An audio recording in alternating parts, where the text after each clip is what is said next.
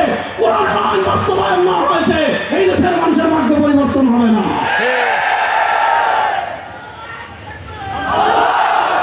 আমরা আল্লাহর জাতের কসম করে বলি, আপনারা যত সংস্কার বলেন দুর্নীতি বন্ধ করতে পারবেন না, কারণ যারা দিয়ে বন্ধ করাবেন সেই হলো বড় দুর্নীতিবাজ।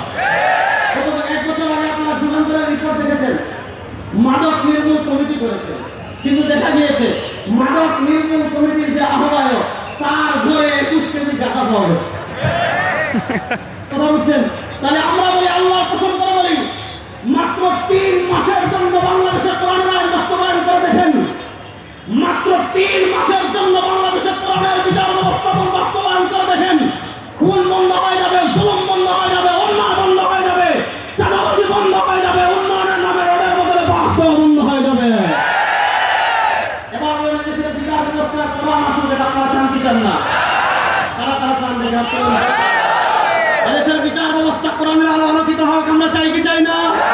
এই জুড়ে বলেন দেশের বিচার ব্যবস্থা আল্লাহর আদালত, আল্লাহর জমিন, আল্লাহর আসমান, আল্লাহর সবকিছু আল্লাহ। এদেশের বিচার ব্যবস্থা কোরআনের আইন বাস্তবায়ন হোক, আপনারা চান কি চান না? তাহলে দেশে ইসলামকে ক্ষমতায় নেওয়ার প্রয়োজন আছে না নাই? এবার আসেন দ্বিতীয় প্রসঙ্গে আমি বলি অর্থনীতি। অর্থনীতি নিয়ে আমি দুটা কথা বলি, সময় যেহেতু কম, মুরব্বীরা আসবেন। আচ্ছা বলেন, সুদ হালাল না হারাম? হারাম। আওয়াজটা বলেন, সুদ হালাল না হারাম? জুড়ে বলেন, সুদ হালাল না হারাম? আচ্ছা বলেন, যে দেশের অর্থনীতির ভিত্তি সুদের উপর হয় এই দেশের উপর আল্লাহ রহমত পড়ে না গজব পড়ে? জুড়ে বলেন, যে দেশের অর্থনীতির ভিত্তি হয় সুদের উপর এই দেশের উপর আল্লাহ রহমত পড়ে না গজব পড়ে? আপনি দেখেন, ভালো করে দেখেন, আপনার বাংলাদেশের গত 15 বছর আপনি খালি উন্নয়ন উন্নয়ন উন্নয়ন শুনেন নাই? আমাদের মুসলমানদের ভিতরে সুবহানাল্লাহ, আলহামদুলিল্লাহ, আল্লাহু লা ইলাহা ইল্লাল্লাহ, ফজরের পরে আমরা সূরা হাসরের শেষ দিন আয়াত পড়ি, মাগরিবের পরে সূরা ওয়াকিয়া পড়ি, এগুলো হলো আমাদের জিকির। আর গত 15 বছরে আওয়ামী লীগের জিকির ছিল উন্নয়ন। আপনি তাদেরকে সাংবাদিকরা জিজ্ঞাসা করে যে রাতের দিনের মতো রাতে করলো কেন? বলবে উন্নয়ন। আপনি তাদেরকে জিজ্ঞাসা করবেন বিনাম দেন করলেন কেন? বলবে উন্নয়ন। অর্থাৎ তাদের জিকির হয়ে গিয়েছিল উন্নয়ন, কিন্তু উন্নয়ন আড়ালে কি হয়েছে আপনি জানেন না। শুধু আপনাকে এতটুকু তথ্য দেয়, আপনি যত সংস্কার বলেন টাকা পয়সা বন্ধ করতে পারবেন না। গত 15 বছরে আমাদের দেশ থেকে যত টাকা চুরি হয়েছে ওই টাকা দিয়ে 64টা পদ্মা সেতু বানানো যাবে। একটা তথ্য বলি, আপনি বাংলাদেশে উন্নয়ন উন্নয়ন উন্নয়নের কথা শুনেছেন, কিন্তু আমাদের বাংলাদেশের রাষ্ট্রীয় ঋণ আছে $100 বিলিয়ন বেশি। আপনি দেখবেন প্রতি বছর জুনে যখন সংসদে বাজেট প্রদান করা হয়, আপনারা দেখবেন প্রতি বছর বাজেটে ঘাটতি দেখানো হয় যে আমাদের বাজেট হলো এত টাকা, ঘাটতি আছে এত টাকা, অর্থাৎ এত টাকা আমাদের রাষ্ট্রে নাই। এখন এই টাকাটা কোথা থেকে আনতে হবে? চীন থেকে ঋণ করে, আমেরিকা থেকে ঋণ করে, ইউরোপ থেকে ঋণ করে, ঋণের তালিকায় সৌদি আরবেরও নাম পাবেন। আপনি দেখবেন এই যে $100 বিলিয়ন আমাদের দেশের ঋণ আছে, এই টাকা যদি আপনি প্রত্যেকের মাথায় ভাগ করে দেন, তাহলে প্রত্যেকের মাথায়, একজনের মাথায়, আমার মাথায় ঋণ করবে 1.5 লাখ টাকা, হুজুরের মাথায় ঋণ করবে 1.5 লাখ টাকা, এখানে যারা বসে আছেন প্রত্যেকের মাথায় রাষ্ট্রীয় ঋণ আছে 1.5 লাখ টাকা, সামনে যারা বসে আছেন প্রত্যেকের মাথায় রাষ্ট্রীয় ঋণ আছে 1.5 লাখ টাকা। এবার বলেন, এই যে রাষ্ট্র 1.5 লাখ টাকা ঋণ এনেছে, এটা সুদ সহ না সুদ ছাড়া? আর আজকে বলেন, সুদ সহ না সুদ ছাড়া? এবার বলেন, যে দেশের অর্থনীতির ভিত্তি থাকে সুদের উপর, যে দেশের রাষ্ট্রীয় ব্যাংক পরিচালিত হয় সুদের উপর, যে দেশের গোটা ব্যাংকিং সিস্টেম পরিচালিত হয় সুদের উপর, যে দেশের অর্থনীতির ভিত্তি হয় সুদের উপর, সেই দেশের উপর আল্লাহ রহমত পড়বে না গজব পড়বে?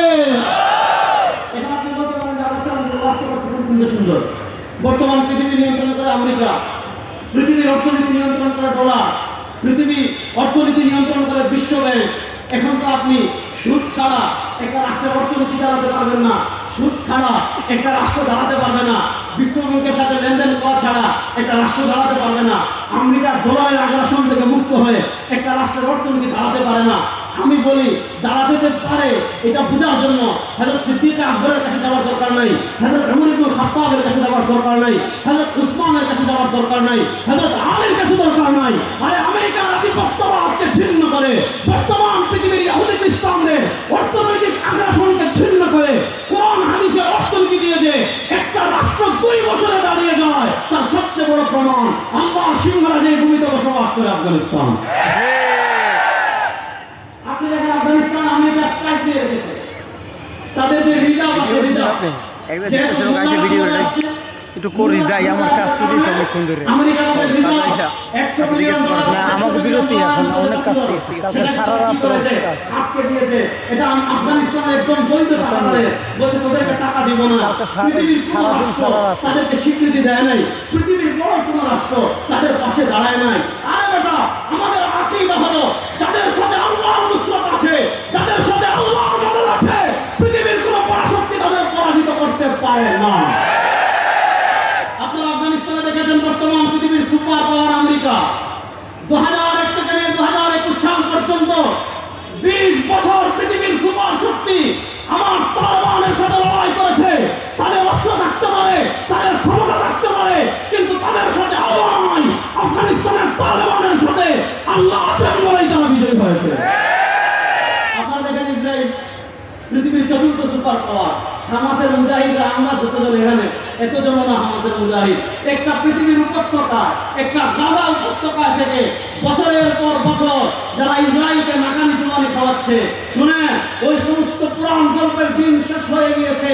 আমরা 52 বছর নানা তন্ত্র দেখেছি, 52 বছর নানা মন্ত্র দেখেছি, 52 বছর নানা নেতা দেখেছি, 52 বছরে অসংখ্যবার ক্ষমতার পরিবর্তন দেখেছি।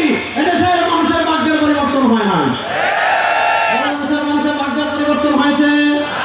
এবার আমরা সব বাদ দিয়ে এদেশের রাষ্ট্র ক্ষমতা ইসলামকে নিতে চাই। নিতে চান কি চান না? কারা কারা নিতে চান দেখে হাত তুলে দেন। এদেশের রাষ্ট্র ক্ষমতায় আমরা ইসলামকে নিতে চাই কি চাই না? এবার আমি একটা হাদিস শুনাই, এই হাদিস বলে আল্লাহ রাসূল আজকে শেষ করব। নবী করিম সাল্লাল্লাহু আলাইহি ওয়াসাল্লাম বলেছেন, আমার উম্মতরা শুনো, سيأتي على الناس سنوات خداعة সরওয়ার আলম সাল্লাল্লাহু আলাইহি ওয়াসাল্লাম বলেছেন, আমার উম্মতরা শুনো, سيأتي على الناس سنوات خداعة আমার উম্মার উপর এমন কিছু বছর আসবে, আমার উম্মার উপর এমন কিছু সময় আসবে, আমার উম্মার উপর এমন কিছু যুগ আসবে যে বছরগুলো হবে খাদ্দাআ, ধোঁকার বছর। কিসের বছর? ধোঁকার বছর। এই বছরগুলো ধোঁকার বছর কেন হবে? রাসূলুল্লাহ সাল্লাল্লাহু আলাইহি ওয়াসাল্লাম বলছেন, আমার উম্মার উপর কিছু বছর এমন আসবে যে বছরগুলো হবে ধোঁকার বছর। কেন? কি কারণে? ইউসাদ্দাকু ফীহাল কাযিব ওয়া ইউকাযযাবু ফীহা সাদিক। আমার উম্মার উপর অনেক সময় আসবে, আমার উম্মার উপর অনেক কাল আসবে, আমার উম্মার উপর অনেকটা যুগ আসবে, উম্মার অবস্থা হবে ইউসাদ্দাকু ফীহাল কাযিব। সমাজের সবচেয়ে বড় বাটপার যে, সমাজের সবচেয়ে বড় চোর যে, সমাজের সবচেয়ে বড় ডাকাত যে, সমাজের সবচেয়ে বড় মিথ্যাবাদী যে, মানুষ তাকে মনে করবে সত্যবাদী। ওই কাজদাবু ফীহা সাদিক, সত্যবাদীকে মানুষ মনে করবে মিথ্যাবাদী। ওই আমানু ফীহাল খায়িন, খেয়ানতকারীকে মানুষ মনে করবে আমানতদার। ওই খুববান ফীহাল আমিন, আর আমানতদার মানুষকে মনে করবে খেয়ানতদার। অর্থাৎ পৃথিবীর সিচুয়েশন চেঞ্জ হয়ে যাবে। আর নবী ইসলাম বলেন, ওই তাকাল্লামু ফীহি রুয়াইবিদা, হাদিসে আসছে ওই সময় রুয়াইবিদা কথা বলবে। সাহাবায়ে কেরাম জিজ্ঞাসা করেছেন, ওমর রুয়াইবিদা ইয়া রাসূলুল্লাহ, রুয়াইবিদা কথা বলবে, নেতৃত্ব দিবে, রুয়াইবিদা আবার কারা? নবী করিম সাল্লাল্লাহু আলাইহি ওয়াসাল্লাম জবাব দিচ্ছেন, আর রাজুলুত তাফিহু ইয়াতাকাল্লামু ফি আমরিল আম্মা। আর রাজুলুত তাফিহু, যার কাছে কোরআনের ইলম নয়, যার কাছে হাদিসের ইলম নয়, যে মাথামুদার কাছে কোরআন নাই, যে মাথামুদার কাছে হাদিস নাই, যে মাথামুদার কাছে সত্যবাদিতা নাই, যে মাথামুদার কাছে আমানতদারিতা নাই, এরকম চোর, ডাকাত, লম্পট, বদমাশ, টাকা আত্মসাৎকারী, রাষ্ট্রের বিলিয়ন বিলিয়ন টাকা পাচার করে বিদেশে যারা বেগম পাড়া তৈরি করে, এরা হয়ে যাবে নেতা। এরা হয়ে যাবে, বলেন এরা হয়ে যাবে। আমাদের সমাজে এই চিত্র আসে না নাই? আপনি দেখেছেন ফরিদপুরের ছাত্রলীগের জেলা সভাপতি, ভালো করে শুনেন, ফরিদপুরের ছাত্রলীগের এক জেলা সভাপতি বাংলাদেশ থেকে বিদেশে পাচার করেছে 2000 কোটি টাকা। এখন চিন্তা করেন, ছাত্রলীগের এক জেলা সভাপতি যদি 2000 কোটি টাকা পাচার করে, গত 15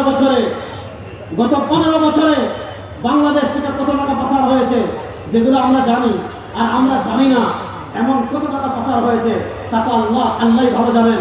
আমার শেষ কথা হলো এটা, যদি ভাগ্যের পরিবর্তন করতে চান, শুধু নেতার পরিবর্তন করতে হবে না, নীতির পরিবর্তন করতে হবে। ও বাংলাদেশের মুসলমান, আফগানিস্তানের মুসলমান যদি সারা দুনিয়ার রক্তচক্ষুকে অপেক্ষা করে আফগানিস্তানে আমানত ইসলামে প্রতিষ্ঠা করতে পারে, আফ্রিকার সিংহ সন্তানেরা যদি তাদের দেশে বিজয়ের দ্বার প্রান্তে চলে যেতে পারে, এই আল্লাহ ইসলামকে বিজয় করার জন্য আমরা গাম জড়ানোর জন্য প্রস্তুত আছি তো ইনশাআল্লাহ। আল্লাহ তাআলা ইসলাম বিজয়ের মেহনত করার তৌফিক দান করুন। শুনেন, সময় এখন আমাদের। আমি সব জায়গায় বলেছি, কয়েক মাস আগে বরিশালে এসে বলে গিয়েছিলাম যে 1947 বাংলাদেশে একবার ইসলামকে বিজয় করার সুযোগ এসেছিল। 2024-এর জুলাই আগস্টের গণ অভ্যুত্থানের পর এই অভ্যুত্থানে আমাদের কি অবদান ছিল, আমাদের ইসলামী সংগঠনের কি অবদান ছিল, আমাদের আলেমদের কি অবদান ছিল। ওই দিন আমাকে একটা ছোট প্রশ্ন করেছে, আমরা সাহেব আপনি বলেন এই জুলাই আগস্ট অভ্যুত্থানে আলেমদের কি অবদান ছিল। আমি বললাম, আপনি যে প্রশ্ন করেছেন এটার উত্তর হলো, কেউ যদি সূর্য দেখে বলে সূর্য যে আলো দেয়, এটার দলিল কি? ওইটা যেমন আহম্মক, আপনি যে প্রশ্ন করেছেন আপনি তার চার বড় আহম্মক। এই জুলাই আগস্টের গণ অভ্যুত্থানের পর আবার সুযোগ এসেছে। বাংলাদেশের মানুষ বুভুক্ষের মতো আমাদের দিকে তাকিয়ে আছে। বাংলাদেশের মানুষ নেতৃত্বের পরিবর্তন অনেকবার দেখেছে, চেয়ারের পরিবর্তন অনেকবার দেখেছে, ক্ষমতার পালাবদল অনেকবার দেখেছে, রক্ত অনেকবার দিয়েছে, জীবন অনেকবার দিয়েছে, শহীদ অনেকবার হয়েছে, কিন্তু দেশের মজলুম মানুষের ভাগ্যের পরিবর্তন হয় নাই। এই সুযোগে আমরা যদি ইসলামকে এই দেশে প্রতিষ্ঠা করতে পারি, কোরআনকে এই দেশে প্রতিষ্ঠা করতে পারি, সরওয়ারে দু আলমের আদর্শের এই দেশে প্রতিষ্ঠা করতে পারি, ইনশাআল্লাহ দেশের মানুষের ভাগ্য পরিবর্তন হবেই হবে ইনশাআল্লাহ। সুতরাং আমাদের যারা আমরা আলেম আছি, আমরা মানুষদেরকে নামাজের ওয়াজ বুঝিয়েছি, মানুষ নামাজ পড়ে। আমরা মানুষদেরকে দান সৎকার ওয়াজ বুঝিয়েছি, মানুষ দান সৎকার করে। আমরা মানুষদেরকে বুঝিয়েছি রমজানের সদকাতুল ফিতর দিতে হয়, মানুষ সৎকায় ফিতর দেয়। আমরা মানুষদেরকে বুঝিয়েছি কোরবানির গরুর গোশত 3 ভাগ করে, 1 ভাগ খেতে হয়, আরেক ভাগ দিতে হয়, আরেক ভাগ দরিদ্রদেরকে দিতে হয়। মানুষ গোশত 3 ভাগ করে। এবার আমাদের কাছে সুযোগ এসেছে, আমরা মানুষের ঘরে ঘরে গিয়ে এই বার্তা পৌঁছিয়ে দিব যে ইসলাম ছাড়া, কোরআন ছাড়া আর কোনো কিছু দিয়ে তোমার ভাগ্য পরিবর্তন হবে না। সুতরাং ইসলাম প্রতিষ্ঠার মেহনত করবো তো ইনশাআল্লাহ। তারা করবেন নারায়ে তাকবীর, নারায়ে তাকবীর। আল্লাহ তাআলা দিন বিজয়ের মেহনত করার আমাদের সবাইকে তৌফিক দান করেন। আল্লাহ ইসলাম বিজয় করার মেহনত করার জন্য ঘাম রক্ত ঝরানোর তৌফিক আমাদের সবাইকে দান করেন। আমিন। আশহাদু আল্লা ইলাহা ইল্লাল্লাহ মিন্নি ওয়া মিনাশ শাইতান। সুবহানাকা আল্লাহুম্মা ওয়া বিহামদিকা আশহাদু আল্লা ইলাহা ইল্লা আনতা আস্তাগফিরুকা ওয়া আতুবু ইলাইক। আসসালামু আলাইকুম ওয়া রাহমাতুল্লাহ।